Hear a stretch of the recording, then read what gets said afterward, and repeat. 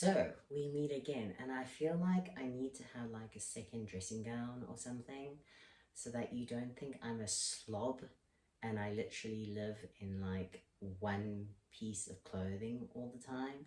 But I promise I don't. But when I'm around the house and I'm cooking in particular, I like to be nice and cozy and warm because it is fucking cold at the moment. So excuse me for my Hugh Hefner look all the time. Um, but I wanted to say good morning. I hope you had an amazing day or night or evening or whatever time of day it is. It's morning here. I don't know when you're going to watch this. So part of my morning routine is obviously I make my greens or my greens powder stuff. So what I do is I take roughly a tablespoon of lemon juice. It's out. Grab another one.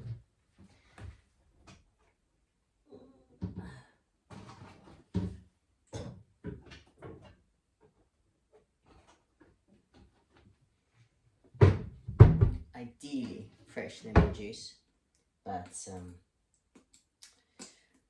you know, we live in the modern world where bottled lemon juice is good too. So about a tablespoon of lemon juice, and then I put my greens and my berry powders into containers simply because moisture, humidity, weevils, that sort of thing. Obviously, even if you keep it in the container and it's sealed, it's okay, but I like to decant most of my stuff into individual containers, and it's just easier to see when you're running low and you don't end up, you know, messing and that sort of thing. So that's a handy little tip from me.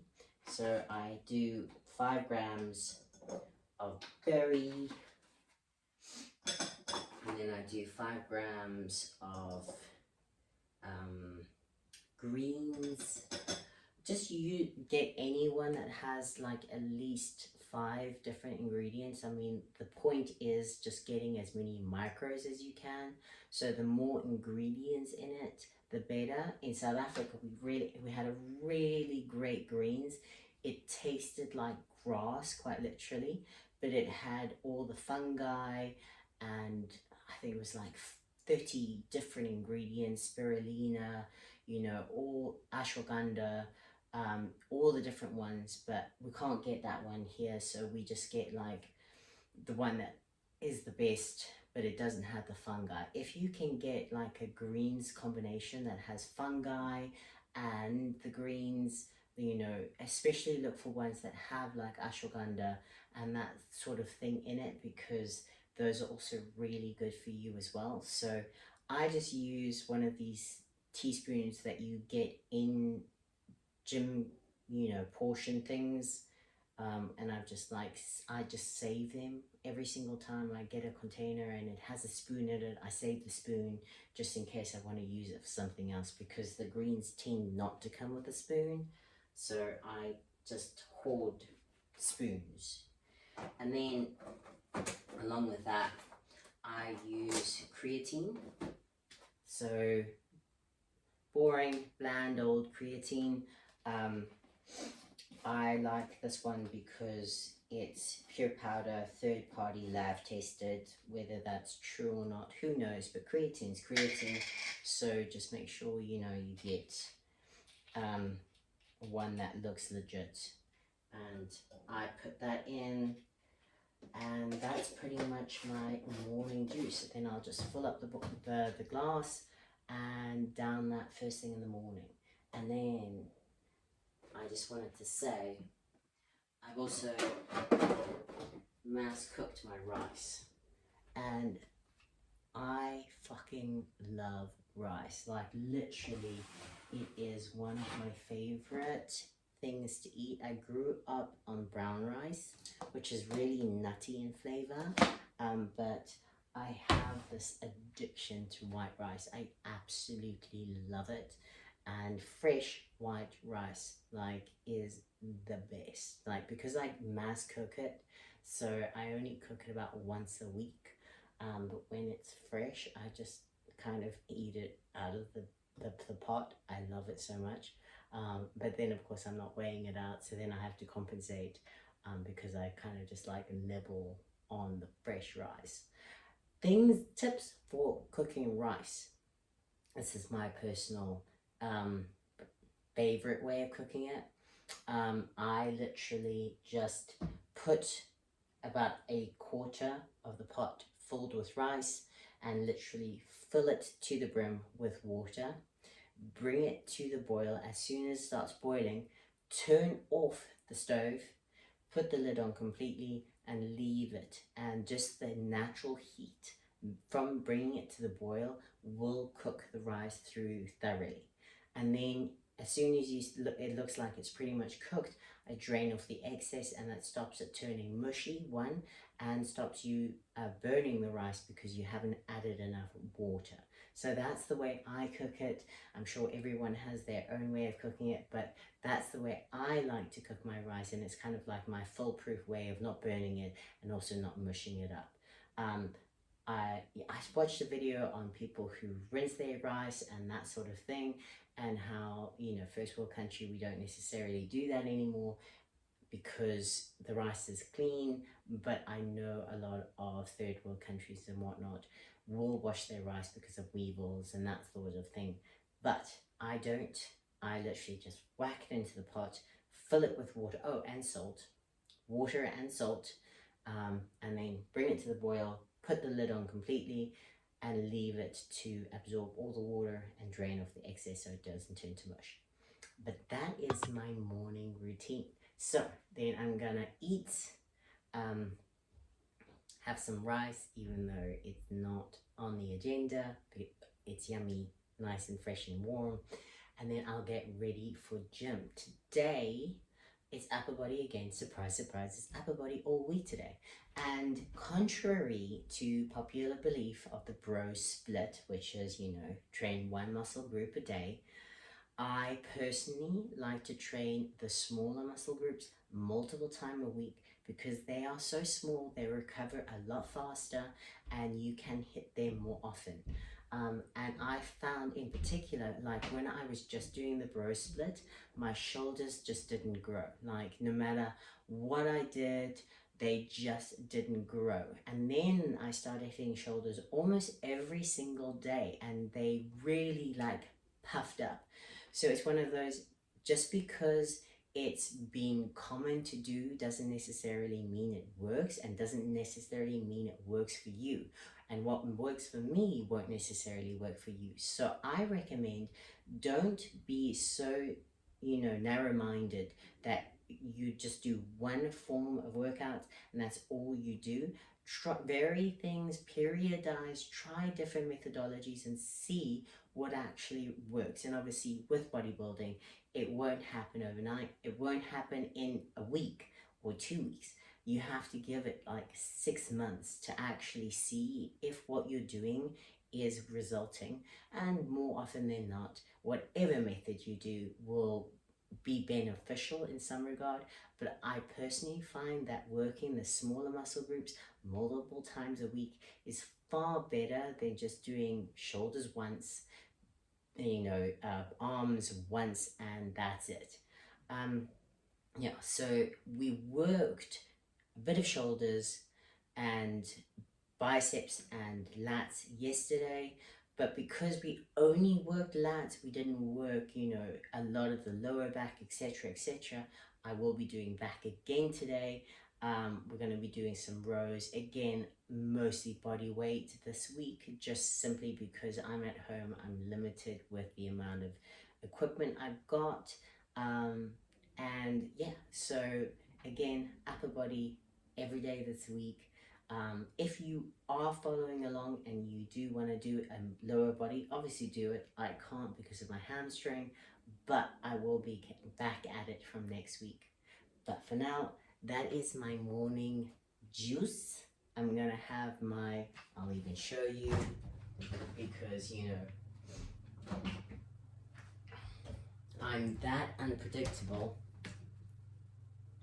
I've got my oats and eggs, which I'm gonna have, warm them up. So I cook my oats and eggs every 3 days because I do 3 batches at a time. So yes, so this is one of my batches. I'll probably bake again tonight. I just bake them in the evening.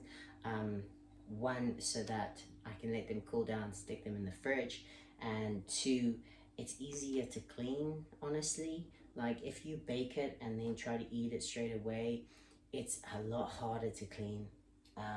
So I literally just bake them all the night before, and then I have for 3 days, sometimes 4 days, and then I start all over again, baking them again. But yes, I actually wanted to visually let you see what I do in the morning with my greens and my lemon juice or apple cider. So I actually prefer apple cider vinegar with the mother to lemon juice first thing in the morning, but we ran out of apple cider, so I'm just using lemon juice for now, and then I'll switch back to apple cider when we order some more from Amazon. But yes, that's my morning routine. I've been up for quite a while. I actually got up before the sun came out, and now it's like bright as day, or as bright as the UK day gets when it's overcast and miserable looking.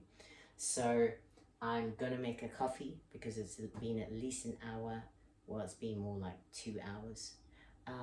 Yes, but gonna eat, gonna chill for a little bit, and then I'll get ready for gym.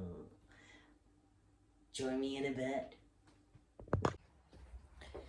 And we are back in the dungeon. So workout for today is slightly more geared towards 2 movements.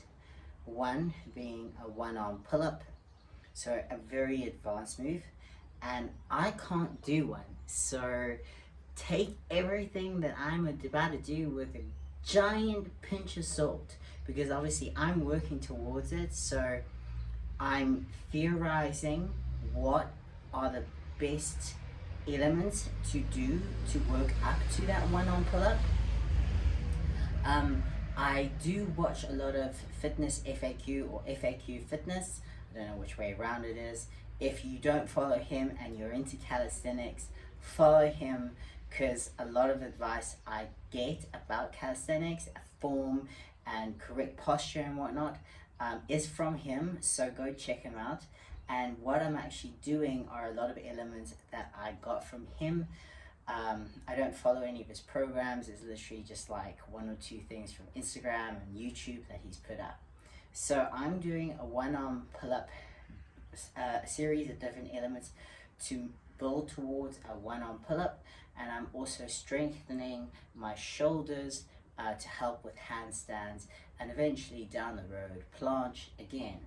I can do a handstand sorta, but I can't do a planche. So take everything I'm doing with a giant grain of salt. So these are all physical movements rather than focusing on aesthetics, though they do seriously work the shoulders and the biceps and the triceps and whatnot. And you know, the funny thing is, ever since I focused more on functional fitness and functional movements and whatnot, I've found that my aesthetic has improved. My shoulders have gotten bigger, you know, and it's maybe one of the case that I'm not necessarily as hyper focused as I was when I was doing bodybuilding, because when you're in bodybuilding, you're 100% focused on every single detail of your physique, and so you often get marred by one critical element rather than the overall package, and you know, you then don't appreciate your physique as much because you're so focused on individual elements that you feel won't add up and give you the best package on stage. So it could just potentially be that I'm not as critical of my physique being outside of bodybuilding, but I do feel like my shoulders and whatnot have really come up a lot since doing more functional elements like handstands and whatnot. maybe it's also because I'm putting more time and attention on my shoulders than I ever did when I was doing bro splits and whatnot in bodybuilding. Whatever the case is, I love the functional elements. I feel like it gives me both aesthetics as well as being able to do some epic moves. And I remember the other day someone actually asked me, well, what's the point of doing a handstand? And the truth is, what is the point of doing anything outside of what makes you money? It's living, you know, it's finding things that you enjoy. It's finding things that give you purpose. It's finding goals that give you direction, that make you want to get up in the morning, that give you excitement. And if it's as stupid as doing a handstand, as this guy put it, then fucking do it and don't give a shit about what anyone else thinks. If your goal is doing a handstand or a planche or a pull-up, you know, fucking do it, and don't be ashamed of the fact that that's your goal. You know, make it your goal. My goal is, you know, to do the iron cross on the rings, and I mean that is like as far-fetched as it goes, but you know, that is my goal. Like at the end of the day, like in 5 years time, I want to be able to do that fucking iron cross, but I gotta start somewhere, and I gotta be able to do a one-arm pull-up first before I can even start to dream of doing an iron cross. So today is one-arm pull-up, and because it's a specialized goal, I can't really give you alternatives. I can just say, well, if you're working towards a pull-up, do like I did the other day, where I suggested doing either negatives or using an elastic band to graduate towards a full pull-up. If you haven't watched that video, go check it out. But because this is a specialized goal, you know, just, you know, give it a try if something like a one-arm pull-up is something that intrigues you. So I'm going to be doing 3 sets of everything, and the first set is using an elastic band. Okay, so the elastic band is going to be to replace full tension of my one arm, and I'm doing a chin up with this arm, and I'm going to alternate. So the goal is 6 reps in total each arm.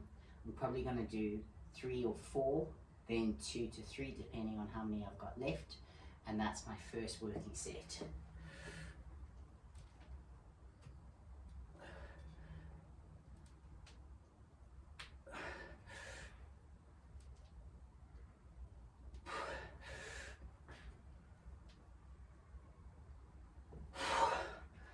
That was 4, wasn't it? Okay, so now I've got to try and match 4 with the other arm.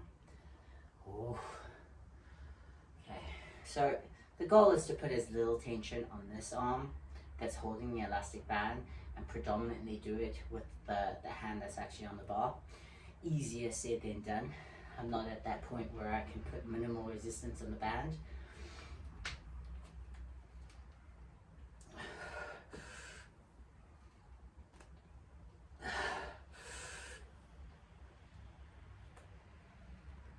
Oh, only 3 on that one. Okay, one more.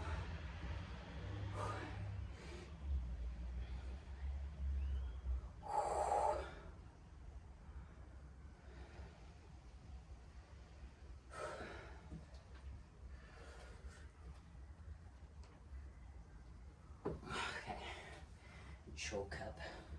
Right. So I've done 4, so I've got 2 more for my first working set. Like when I saw, I think it was, I don't know his name, but Fitness FAQ doing them, and I was like, oh, those are easy, I can do that. And then I tried, and I was like, oh my word, like how difficult are these? So I was very, very, very humbled very quickly on how difficult these movements actually are. So I've got 2 more to make it 6 for my first working set.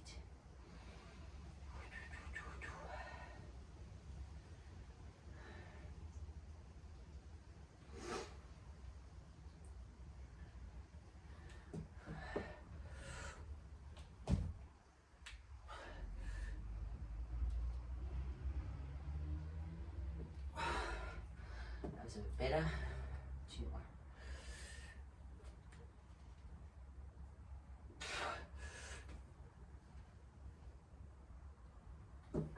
Right. Okay, so that's set 1. So I'm going to superset this with some shoulders, but again, so it's a movement that I feel will help strengthen the planche position. So remember what we did yesterday, where my shoulders were over my sternum. So in a push-up position, I'm going to replicate that kind of feeling, okay? And what I'm going to do is I'm going to lean back against something, whether it's the wall, and I'm going to cave in. So I'm going to squeeze my butt into my belly button. So this is all tight. I'm leaning back.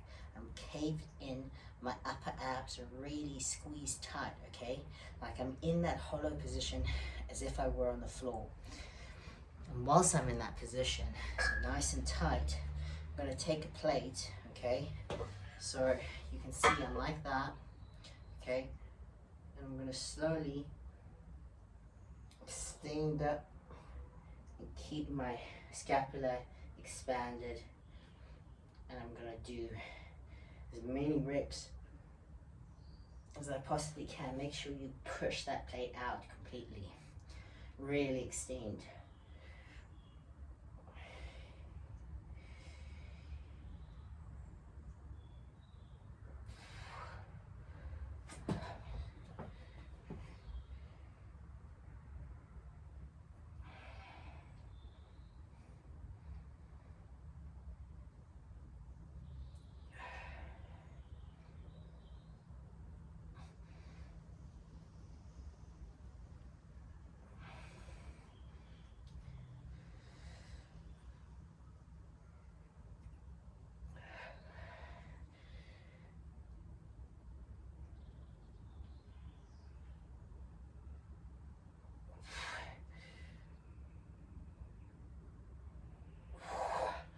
Okay, I'm going to do 4 more.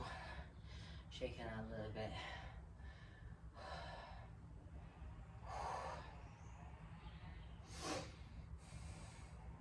Get back into the position.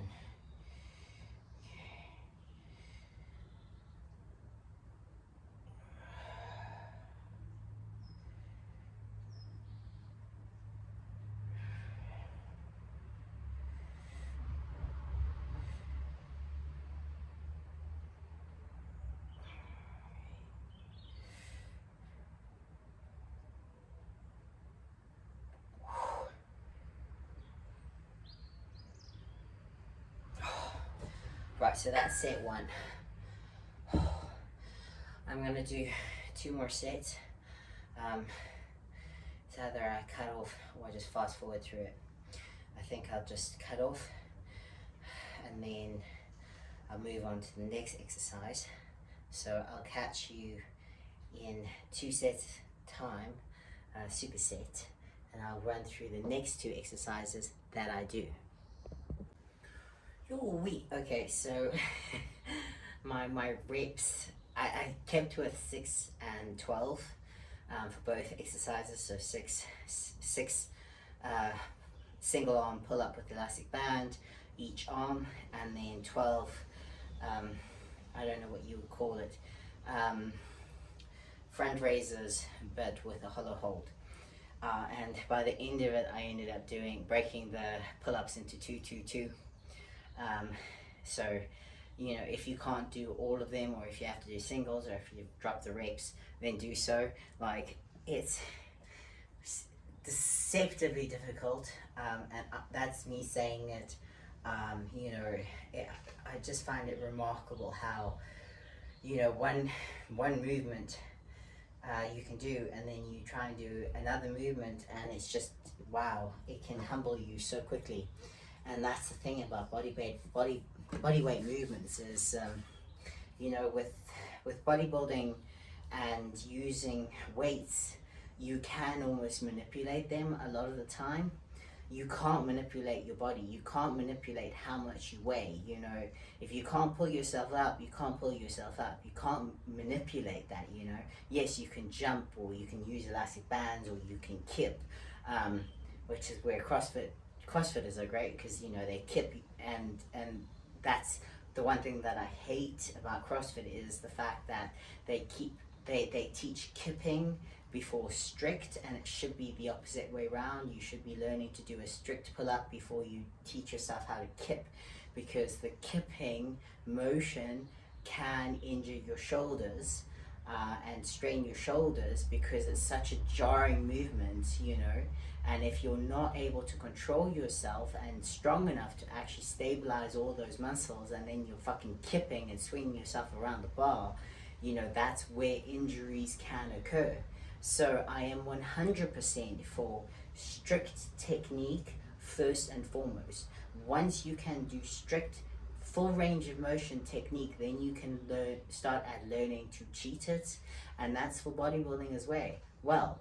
I do not believe you should you should be cheating any forms or range of motions until you actually can do the full range of motion, and then you can learn to manipulate the weight, you know, swing it and use negatives and that sort of thing. But first and foremost, always do strict form in my book. So the next thing I'm going to do is kind of like a one-arm assisted pull-up, but this time I'm going to use my other hand. So I'm focusing on trying to be able to do a reverse grip pull-up, one-arm pull-up, so essentially like a chin-up, but with one arm. So my other hand is going to be wide. Might have to kind of change the angle so you can see what I'm doing. But essentially, so this hand is on top of the bar, and I'm not pulling down in it like a normal pull-up. It's just there, and it's going to help. And then this hand, which is the actual pulling hand, I'm going to pull as much as I possibly can, and use this hand as assisting only, okay? I'll show you what that looks like.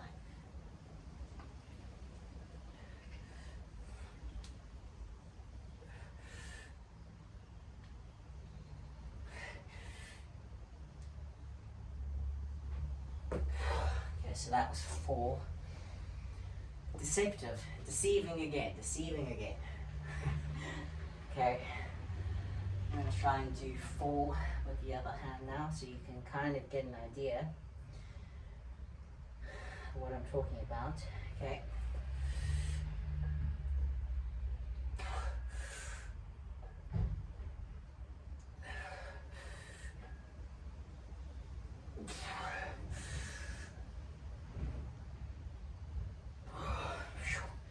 Okay, so again, I'm going to aim for 6 reps, so that was 4, so I've got 2 more each side.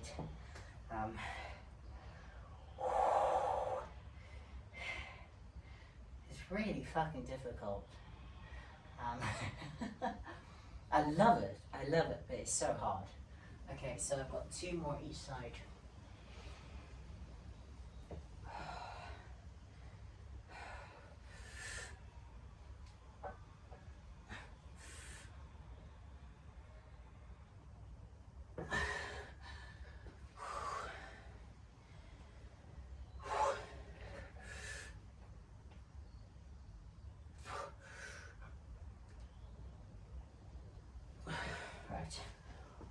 So that's the one-arm assisted pull-up.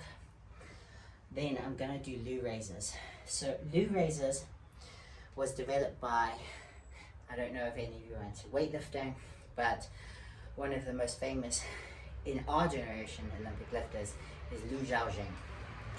And he's just like this monster. And he's been weightlifting forever. And essentially what you do is you're going to take 2 plates, okay? Kind of like bodybuilding around the world, but you're going to use per plates, okay? And you're going to focus on trying to get that plate behind you at the top, which will engage more rear delt. So you're literally using your middle and rear more than your front. And you're going to use your trapezius as well to stabilize in your core and keep it nice and slow. Don't use momentum to cheat the bar up, okay? Don't bounce. Don't do this, okay? Bodybuilders love doing this, okay? Don't bounce. Use only the strength in your shoulders to get that weight up, right?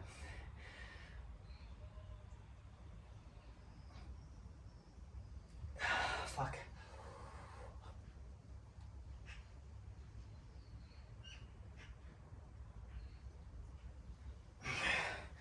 Okay, that was one set. Those are 5 kilogram plates. You can use the mini plates. I'll show you what the range would look like with like 2.5s. Use 1 kilos. You know, don't be ashamed to go light. I don't care what you're using, as long as you're not cheating. Okay, and today, nice and controlled. Feel the entire time. One thing that I know for a fact a lot of people do is they engage the movement with their traps, okay? Do not do that. Keep your chest out, and this time, ironically, scapula retracted, okay? This helps to prevent too much trap activation. If you are starting the movement there, okay? So you literally hollowed in and your traps are engaged. What's gonna pull that movement up? What is gonna pull that weight up first? Feel it. It's literally your traps, okay? Not your shoulders. If you retract your scapula, okay? So your shoulder blades, if you retract your scapula and your chest is out, and then you try to lift the weight, what do you feel is lifting that weight? It's your shoulders, okay? So just be mindful of the fact that shoulder raisers can easily be manipulated. And this is where bodybuilding and using weights can be sufferable to your ultimate goal in terms of identifying which muscles you want to work and build, because you can manipulate what muscle groups are being activated, especially if you ego lift, i.e. you lift more than the muscle group can actually do effectively. And that's the thing about shoulders, right? They're a really, really, really small muscle. So if you're lifting really heavy and your shoulders are like, that's way too much weight for me, what's gonna happen? Your traps, which are a far bigger muscle group, okay? If you look at the size of your shoulder, that's your shoulder, right? Your traps runs all the way along and down your back. It's a bigger muscle group. So it's gonna be like, hang on, I got this. So your shoulders are going to become a secondary muscle, and your traps are actually going to work far more than your shoulders when you're performing the movement, and that is not ideal. So make sure that you always don't bounce the weight up, and you don't start in this kind of position, and especially don't start there, so your traps are engaged first rather than your shoulders, okay? So that's just a note regarding that movement. So I'm going to do 3 sets, 6, and maximum loo raises, and then I'll catch you on the flip side. On the flip side for the final superset that I'll be doing today. Yee buddy.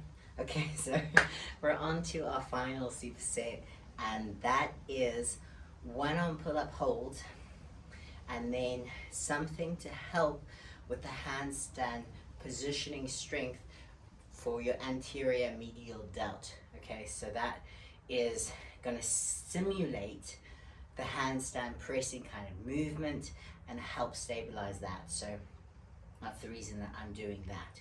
So the first thing is the pull-up single arm hold. So this is, like, again, really deceiving. I have just a timer. So something big enough that I can see the screen, because the goal is to hold it for about 15 seconds. I can even set it for 15 seconds, so that's what I'm going to do. So it's a Tabata, and it's going to be working for 15 seconds, and rest doesn't really matter because I'll pause it. So because I'm not doing a Tabata. Okay, so 15 seconds holding. So what the hold looks like is you're gonna hold your hand up, hold yourself up with one hand, and the other hand is gonna hold your wrist, and that's how you're gonna hold yourself up. But obviously you want the main hand that's holding the grip to do as much of the work rather than relying too heavily on the secondary hand, which is holding your wrist. Easier said than done. You know, I say that, but I also really struggle. So we're gonna start the timer, and it's a 10-second countdown. Right.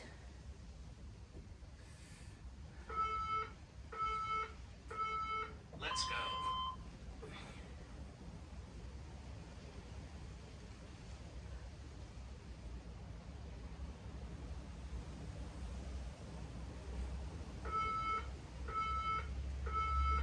Rest. Okay, so it's got 10 seconds, and then I'll do the second hand, and then I'll pause it. Round 2.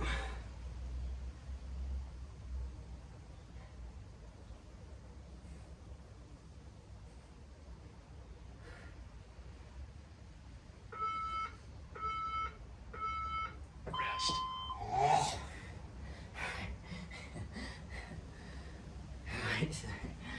It's quite difficult as well. So I'll do 3 sets, 15 seconds each hand, okay? And then I'm going to superset that with the shoulders. So the shoulders looks a bit like this. So you're going to take a plate, go with a plate that is heavy enough for you, but you do want it shoulder width roughly, you know, so you can't use a little plate. Preferably you want one kind of shoulder width apart. Obviously you can't choose how wide the plates are, but you want one of the bigger plates so that you're almost mimicking where your hands would be in a handstand position, right? So I'm going to take a 15 kilogram plate. Okay, so it's there, and I'm literally starting shoulder width, and then when you press it overhead, literally extend your shoulder blade as much as you possibly can upwards, like get like, you know, those videos where you kind of like tuck your neck away. It's kind of like that. So you want to tuck your neck away between your shoulders and extend the plate as high above you as you possibly can. Okay, so you start there and extend, and then down, but you want to stay in tension the entire time, so don't rest.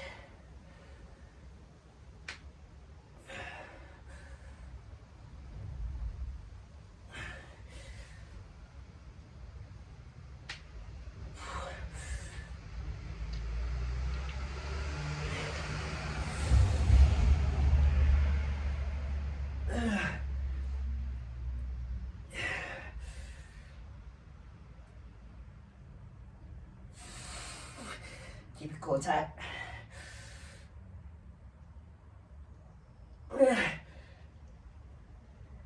Lock up. Hold it overhead. 5, 4, 3, 2, 1. Try for another one.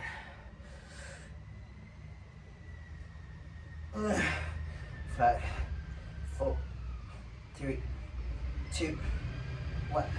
One more. Let's go. 5, 4, 3, 2, 1. Right. So that was set 1. Okay, so I'm gonna have a little rest. I'm gonna repeat that circuit 3 times. with the force. So when you're overhead, right, you're trying to lock out as much as you possibly can. By locking out, you almost rest the shoulders that little bit, and that's what allows you to get the next rep and then the next rep. Okay, if you, when you're locking out, you find that the tension stays in the shoulders, you're not fully extending. And so essentially what happens is when you're holding the plate, you're using your front and medial delt. When you lock out, you're transferring that weight more to your rear delt, okay, which allows the front delt to rest that little bit, and allows you then to rest it and then perform another rep.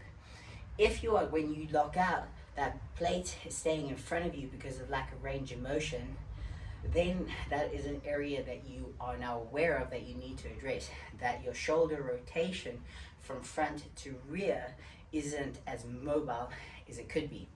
And doing things like shoulder dislocation being, sounds worse than it is.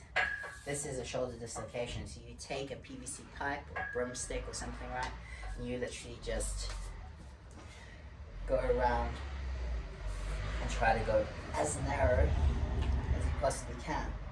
And that's one of many ways to open up your shoulders and allow for better range of motion, okay? So essentially what you're doing is, with the PVC, you're taking that plate and you're pressing it out overhead, and then you're trying to push it back so it's more resting more on your rear delts than your front delts, and that allows you to perform another rep. Okay, if you're staying there overhead, that is going to put so much more strain on the front delt and make it a lot harder. So you're trying to push it back, and the same thing happens with handstand. And I say that having terrible handstand position, because I personally, when I'm in a handstand position, I stay more front delt, and I struggle to get into the correct handstand position. But that's positioning that I'm working on. So I'm trying to strengthen it with things like the plates to get into the correct positioning for optimal, what would you say?